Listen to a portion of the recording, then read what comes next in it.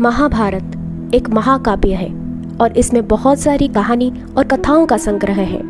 इसी क्रम में आज के प्रसंग में हम जानेंगे कि पांडवों की मृत्यु कैसे हुई तथा उनकी मृत्यु से पहले कौन कौन सी घटनाएं घटी और उनके स्वर्ग की यात्रा में उनके साथ क्या हुआ।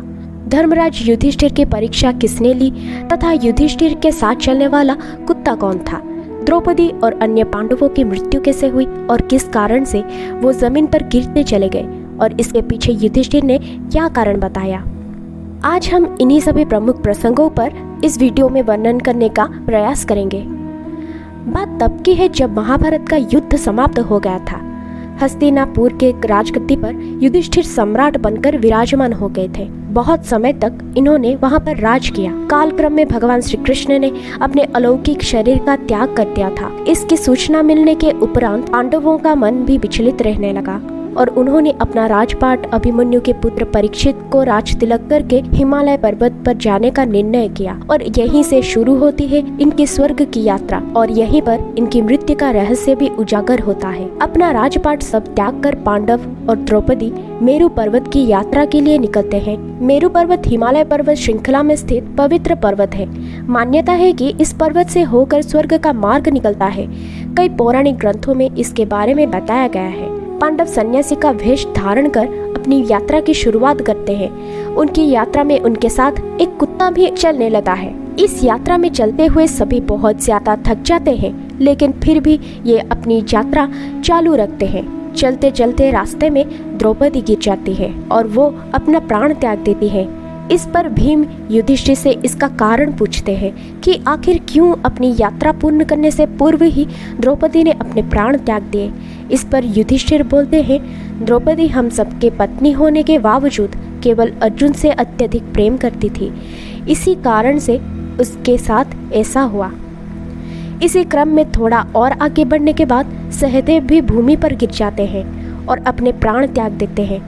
पुनः भीम युधिष्ठिर से वही प्रश्न पूछते हैं। इस पर युधिष्ठिर बोलते हैं, सहदेव बहुत बुद्धिमान व्यक्ति था और उसे अपनी बुद्धि, तर्क, कौशल पर अभिमान था और इस यात्रा में वही अभिमान बाधक बना और उसने अपनी यात्रा नहीं पूरी कर पाया और मध्य मार्ग में ही गिरकर अपने प्राणों का त्याग कर दिया। आगे चलते हुए नकुल के साथ भी यही हुआ। वो भी चलते चलते भूमि पर गिर पड़े और अपने प्राण त्याग दिए।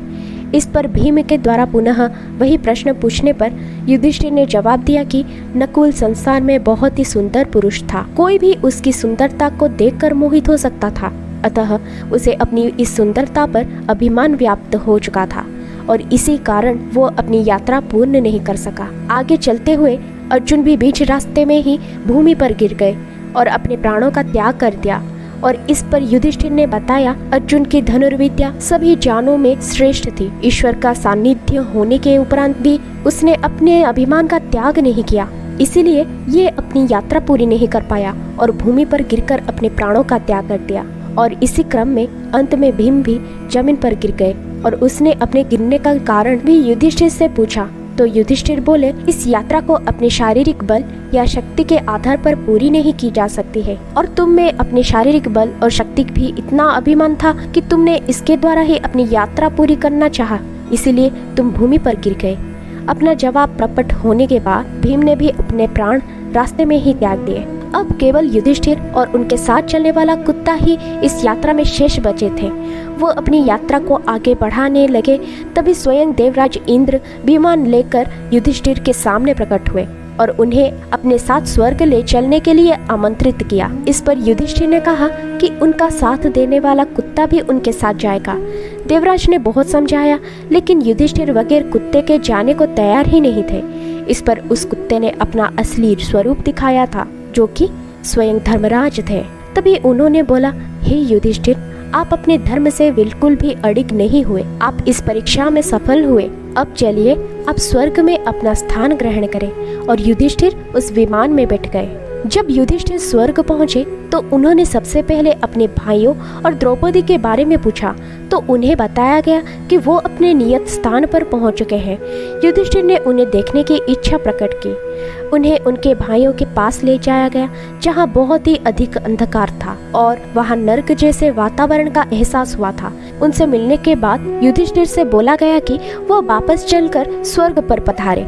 इस पर युधिष्ठिर ने कहा कि मुझे स्वर्ग नहीं चाहिए, बल्कि मेरे भाई बंधु जहाँ है मैं उनके साथ वहीं रहूंगा, और पुनः वापस जाने के लिए मना कर दिया। इसके बाद वहाँ प्रकाश हो गया और सभी देवी देवता आए और उन्होंने बताया कि अश्वत्थामा की गलत मृत्यु का समाचार बताकर उन्होंने पाप किया, इसीलिए उनके कुछ समय के लिए नर्क का भोग करना पड़ा। अब वो अपने भाई बंधुओं के साथ स्वर्ग में आराम से प्रवास कर सकते हैं। वैसे तो महाभारत के हर प्रसंग से हमें कोई न कोई सीख मिलती है, लेकिन इस प्रसंग से हमें कई बातों को सीखने का प्रयास किया है। कैसे हमारा बल, कौशल, सुंदरता इत्यादि हमारे अंतिम यात्रा में हमारे काम ही नहीं आती। भले ही हम कितने भी इस लोक में समृद्ध हो, लेकिन इसका कोई उपयोग नहीं रह जाता है। वही दूसरी तरफ ये भी शिक्षा मिलती है कि हमें अपनों का साथ कितना आवश्यक है, तथा अपनी धर्म, नैतिकता, सच्चाई इत्यादि जैसे अच्छे गुण ही हमें मुक्ति के मार्ग की ओर प्रशस्त कर सकते हैं, और यही हमारे जीवन के बाद की यात्रा के लिए उपयोगी साबित हो सकते हैं, जैसा कि युधिष्ठिर के साथ आया। तो दोस्तों, आज के ये वीडियो आपको कैसा लगा हो हमें कमेंट्स करके ज़रूर बताइएगा, और आगे भी इस तरह के वीडियोस देखने के लिए हमारे चैनल को प्लीज़ सब्सक्राइब कर दें। तो फिर मिलते हैं अगले एक वीडियो में। जय श्री कृष्णा।